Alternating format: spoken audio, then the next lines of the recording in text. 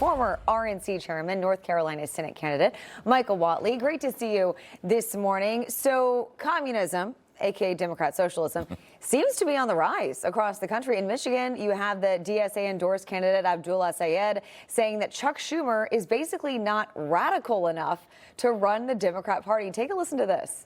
Let's say we come around to January, Chuck Schumer is still standing for leader. Would you vote to make him leader in the United States Senate? The day I get elected, my job is to make sure that we've got somebody like Chris Van Hollen who is running to be Senate Majority Leader. So long as you've got a system of politics that is more focused on getting corporate donors and AIPAC rather than investing and getting money out of people, out of politics, putting money back in people's pockets and passing Medicare for all, putting people back in the center of politics, the faster we get a Senate that actually functions. And I don't know that that Senator Schumer has that in his capacity. So he prefers Chris Van Hollen, the man who flew to El Salvador to have margaritas with an alleged gang member. What are your thoughts on all this and essentially the new Democrat Party?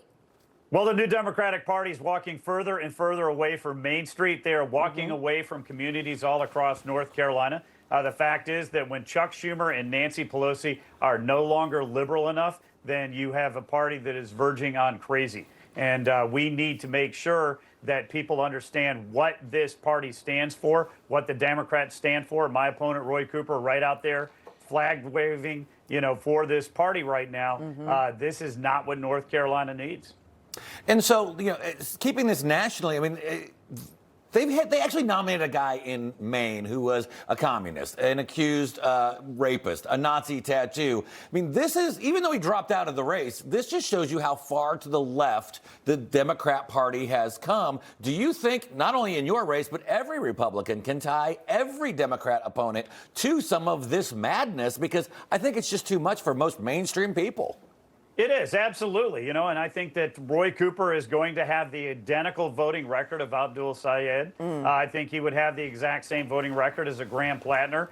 He would have the same voting record as James Tallarico. I mean, he is going to be in the middle of that mob right now, running for a campaign. When they talk about ending all of prisons, Roy Cooper already let all the prisoners out, 4,200 of them that he put out on the street, the worst of the worst pedophiles, rapists, and murderers that he released because he didn't want them to get COVID in jail. When they talk about raising taxes, he is right there with them, wanting to raise taxes, vetoing tax cuts as the governor. This is a guy who is going to fight harder for criminals and illegal aliens, just like the Democratic Party that we're viewing today. And I know recently you embarked on a 100-county tour there in North Carolina to bring attention to your race. Can you tell us about it? What is your closing message for the voters there in North Carolina? We have such an amazing state. We've got mountains, we've got the beaches, we've got everything in between, we've got cities, we've got rural areas. And the one message that I heard in all 100 of our counties, people want a fighter for North Carolina. People want somebody who's going to go in there and fight for them so that they can make more, they can keep more, to keep their kids and communities safe, to make sure that our military has the support and supplies that they need to carry out their mission all around the world. It is an amazing state, North Carolina. Roy Cooper should get out of the basement and go visit it.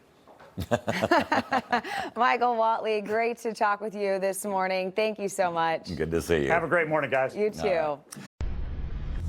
Information. Truth is freedom. Is Newsmax. It's real news for real people.